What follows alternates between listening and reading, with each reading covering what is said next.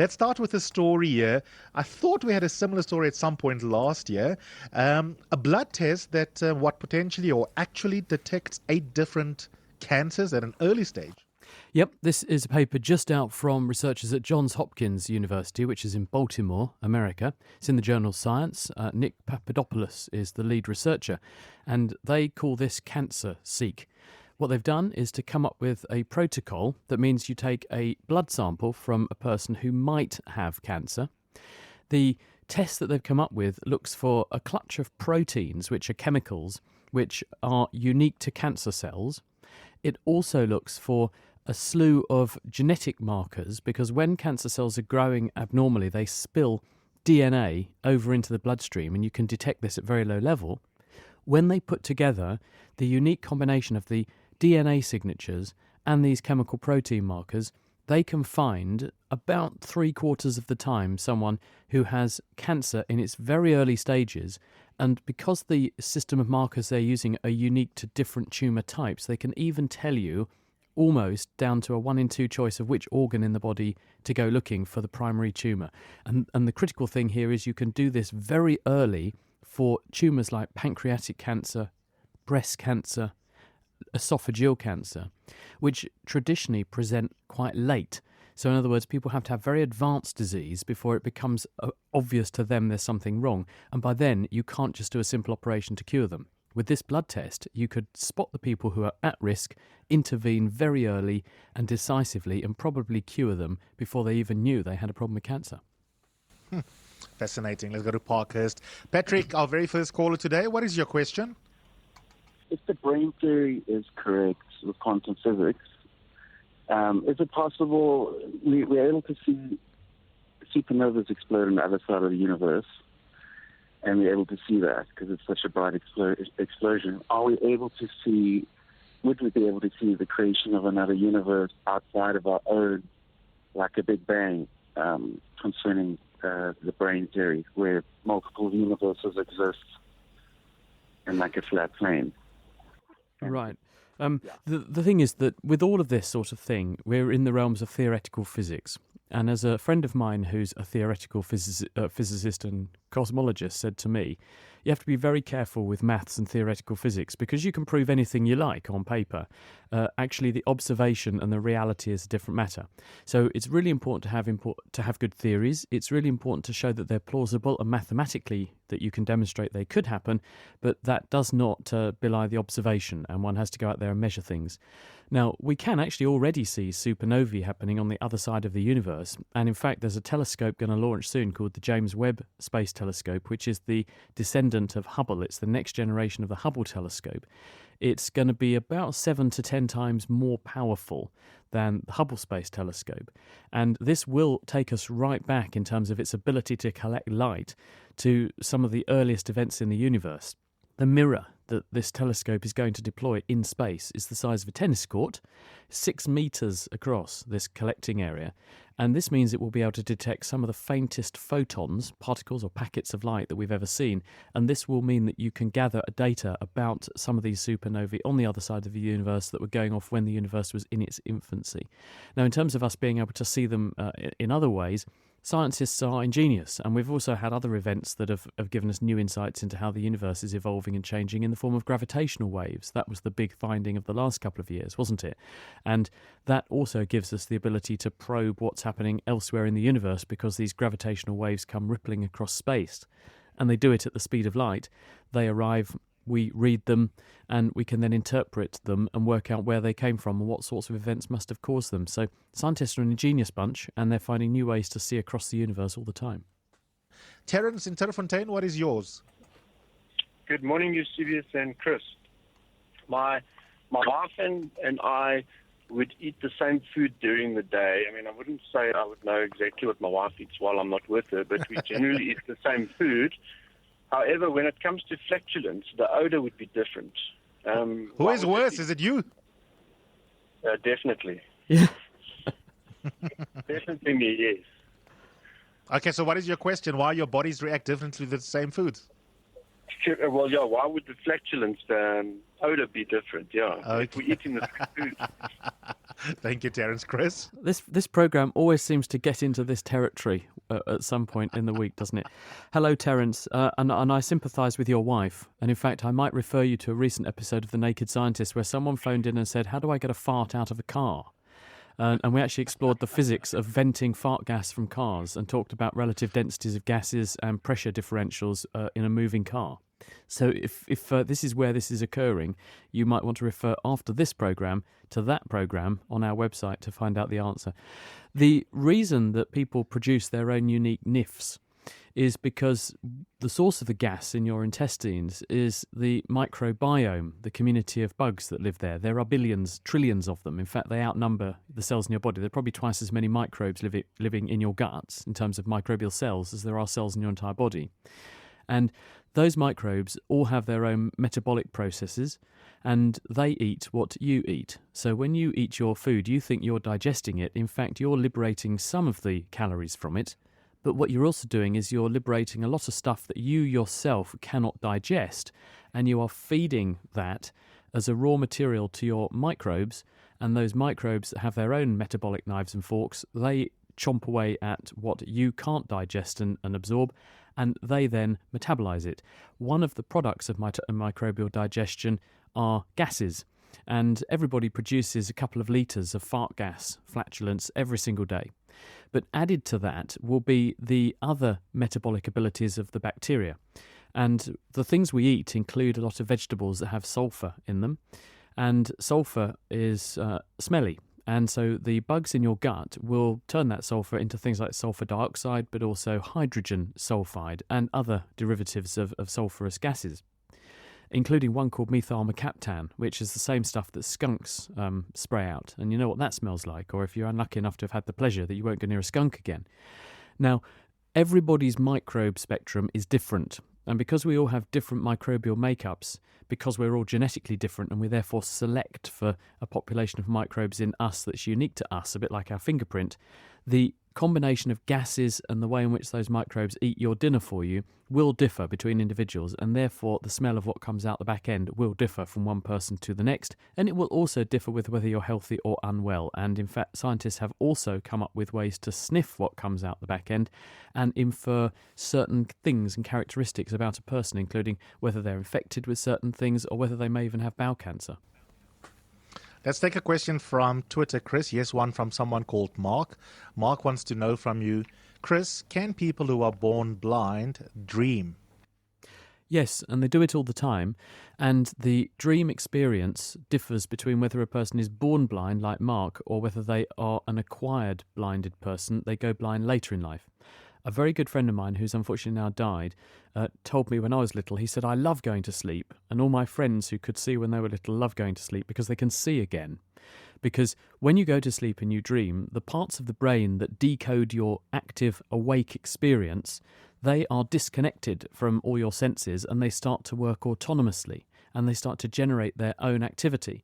And when we're dreaming, we're experiencing those ramblings and thoughts being generated in those brain areas. So a person who is blind and has gone blind later in life still has all their visual memories and they can recreate them.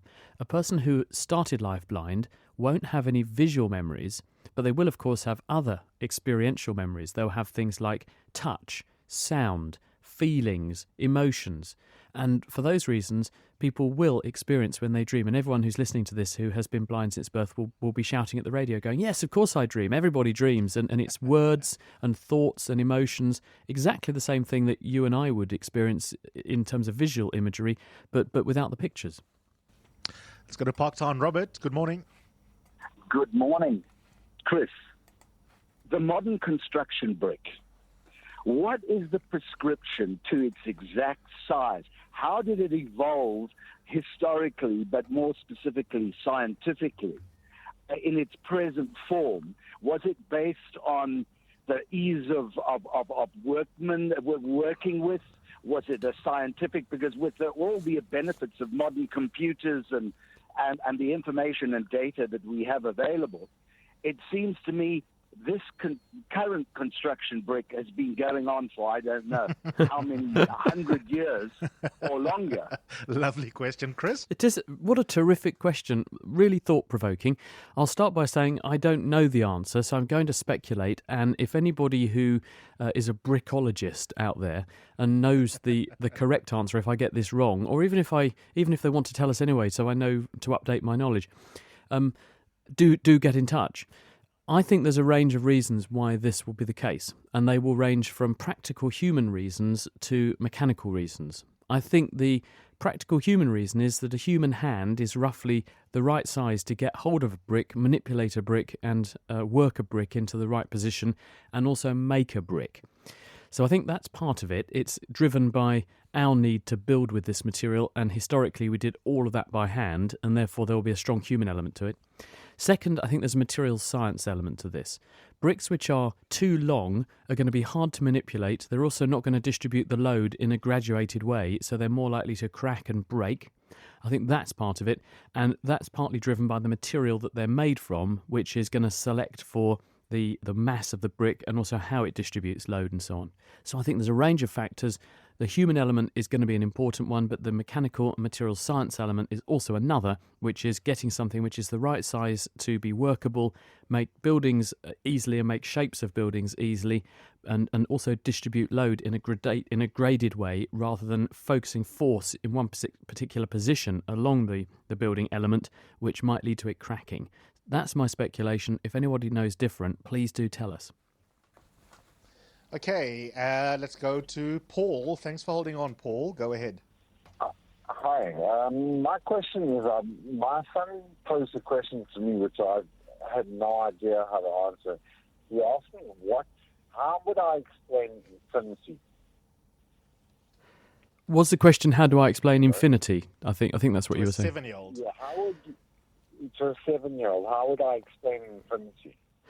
It's a difficult one, and 7-year-olds always ask hard questions in my experience. But one way I heard of this, Heinz Wolff, who was professor at Brunel University, died recently, unfortunately. He was behind great TV programs like The Great Egg Race and things like that. But he was interviewed by someone once and asked, what is infinity? And he said, well, you think of the biggest number you can, and then you add one to it, and then you add another one to it. And it doesn't matter what number you think of, you can always add one more on the end. And so numbers just keep getting bigger.